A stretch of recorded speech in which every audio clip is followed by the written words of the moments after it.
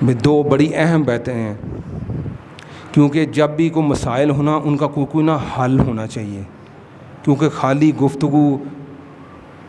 ٹھیک ہے ایک حد تک ٹھیک ہے، لیکن آگے اس کا جب تک حل پیش نہیں کیا جائے گا تب تک وہ صحیح چیز اپنے رستے پر نہیں آئے گا۔ یہ سنی شیعہ لڑائی میں نا ہم نے ایک بہت قیمتی چیزیں کچھ کھو دی ہیں، وہ ہمارے ممبروں پر تو خصوصاً اہل سنت والجماعت میں جتنے بھی فرقے ہیں یہ تو بہت ہی کم گفتگو ہوتی ہے نا۔ وہ یہ ہے، ہم چار ائمہ کرام کو خصوصاً جو اپنے وقت کے امام تھے ان کی فقہ کو، ان کی تحقیق کو معتبر جان کر ان کی طرف کر رہے ہیں، الحمدللہ ٹھیک ہے، حضرت امام ابو حنیفہ، امام مالک، امام شافعی، امام احمد بن حنبل، لیکن وقت کے تین امام کٹھے گزرے ہیں جن سے اگلے دو امام بھی گزرے ہیں، اہل تشیعوں کے، جنہیں ہم نے اہل تشیع بنا لیا ہے۔ اہل بیت کے بہت سارے معتبر امام ہیں، لیکن ایک جن کی وجہ سے یہ 12 امام ان کے نکلے ہیں، جن کی وجہ سے آگے یہ معاملہ چل رہا ہے، وہ ان میں سے ایک معتبر امام کا نام ہے امام جعفر صادق۔ امام جعفر صادق، امام ابو حنیفہ اور امام مالک، یہ تینوں کا تقریباً 5-10 سال کا فرق ہے، ایک ہی سب سے لیٹ امام مالک سمجھو ان سے 15 16 17 سال بعد فوت ہوئے ہیں، یہ تقریباً ساتھ ہی چلے ہیں۔ اور آپ کو سن کر بڑی حیرانی ہوگی کہ امام ابو حنیفہ، امام مالک، جن کو ہم معتبر مانتے ہیں اور ہیں بھی معتبر،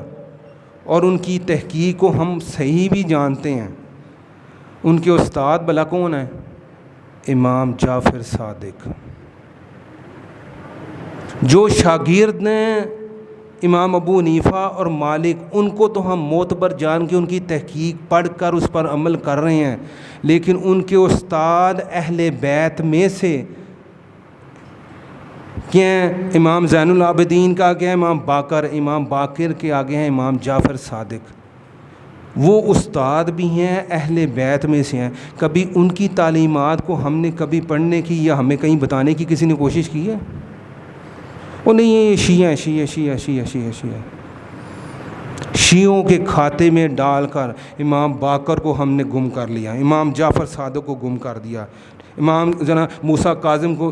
گم کر لیا، امام علی رضا کو گم کر دیا، امام تقی کو، امام نقی کو، امام حسن عسکری کو، ان سب کو ہم نے، یہ جتنا ٹائمر گئے نا، امام ابو حنیفہ سے لے کر امام بخاری سے آخری جو حدیث بیان والے 250 تقریباً 260 تک 50-60 تک، یہ سارے ائمہ کرام جو اہل تشیعوں کے کھاتے میں ڈلے ہوئے ہیں اور اہل بیت میں سے نا وقت کے امام ہیں، ان کو وہ یہ بالکل برابر چل رہے ہیں، امام بخاری، امام مسلم، امام ترمذی، یہ سارے ادھر ساتھ چل رہے ہیں اور دوسری طرف اہل بیت کے امام چل رہے ہیں، لیکن یہ سنی شیعہ لڑائی میں ہم نے جو اہل بیت کے اتنے بڑے امام تھے، ان کی تحقیق، ان کی تعلیمات، ان کو ہم نے گم کر دیا ہے۔ یہ ایک فکری سوال ہے، ایک سوچ آپ کے دماغ میں ڈال رہا ہوں کہ وہ ائمہ کرام، بلکہ الٹا امام جعفر صادق، امام ابو حنیفہ اور امام مالک کے استاد ہیں، استاد کو بھولے بیٹھے ہیں، شاگردوں کو پکڑا ہے، الحمدللہ شاگردوں کو بھی پکڑے، لیکن استاد کو بھی نہ بھولیں، وہ بھی اہل بیت ہمارے ہی ہیں، کسی اور کے نہیں ہیں۔ یہ ایک فکر اور سوچ دے رہا ہوں، یہ جب معاشرے میں پہلی اصلاح کی، پہلے سوچ کو تو دماغوں میں ڈالنا چاہیے، یہ سنی شیعہ کی لڑائی سے باہر نکلیں۔ اور آخری بات یہ ہے کہ اگر ہم چاہتے ہیں کہ جو خرافات، جو معاملات خراب ہو چکے ہیں، آج بھی میں بڑے وثوق سے کہہ سکتا ہوں کہ اگر ہر فرقے میں، مطلب دین میں فرقہ ہی کوئی نہیں ہے، لیکن بات کو سمجھنے کے لیے ایک جناب علی بریلویوں میں سے، ایک دیوبندیوں میں سے، ایک اہل حدیث میں سے، ایک شیعہ میں سے، یا دو ان میں سے، آج بھی ایسے معتدل علماء کرام اور محقق ہیں، آج کی تاریخ میں بھی دو پکڑ لیں، اہل تشیعوں کے بھی 2 ڈالیں، 8 علماء کرام محقق کا ایک بورڈ بنائیں،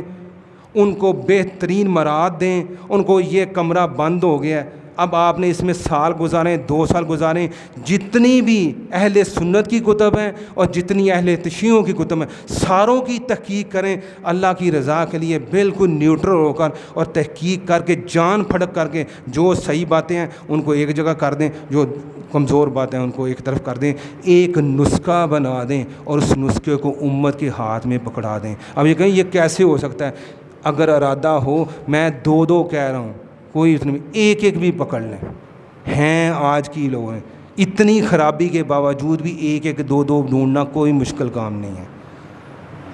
وہ ایک جامع مرتب نصاب کر دیں، ایک قرآن کی تفسیر کر دیں، اور ایک جامعہ ہمارا اسکول کا سسٹم بن جائے، ایک سلیبس بن جائے، اس کو اکٹھا کر کے اس امت پر رحم کر کے اس کو پیش کر دیا جائے۔ کوئی مخالفت کرتا کرے جائے، لیکن وہ لوگ پیش کر دیں گے بھئی یہ چیز ہے، جس نے اس پر عمل کرنا ہے وہ اس پر عمل کر لے، جس نے نہیں کرنا نہ کرے۔ پھر یہ امت اس راستے پر پڑے گی، پھر اس کی منزل جو ہے نا وہ کیا ہوگی؟ اقامت دین ہوگی، پھر اس کو نفاذ کرنے کی کوشش ہوگی، پھر یہ ہم کہیں راستے پر باقی تو یہ ٹائم پاس گفتگو ہے،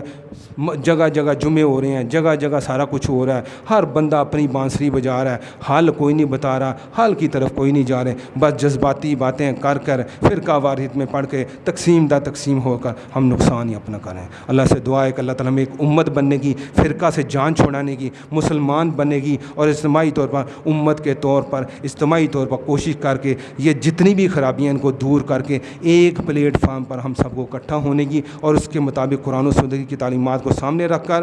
ایک علمی اور دنیاوی ایک سلیبس بنا کر یہ پیش کر دیا جائے، تاکہ اس کے مطابق جو آنے والی ہماری نسل ہے، جو پیچھے ہو گیا اس ہو گیا، اس پر عمل کر کے ایک جامعہ نظام مرتب کیا جائے۔ 20 سال بعد 25 سال بعد ایک نسل ایسی جوان ہو جس کا علمی اور شعوری لیول یہ ہو، وہ فیصلہ کر لے ہمیں کون سا نظام چاہیے، اور اس کے مطابق پھر ہم اس اقامت دین کی طرف چل پڑیں۔ اللہ سے دعا ہے کہ اللہ تعالی ہمیں یہ فلسفہ شہادت کو سمجھنے کی، اور دین کا جو ذاتی اطاعت سے لے کر اجتماعی تک اور اقامت دین کا سفر ہے، یہ پورے روڈ میپ کو ہمیں سمجھنے کی، ہمیں پتہ ہو کہ ہم کیوں پیدا ہوئے، ہم نے جانا کس طرف ہے اور ہماری منزل کا ہے، اس کو سمجھ کے اس کے مطابق باعمل مسلمان اور ایک امت بننے کی اللہ تعالیٰ توفیق عطا فرمائے۔ سبحان ربک رب العزت عما یصفون وسلام علی المرسلین والحمد للہ رب العالمین۔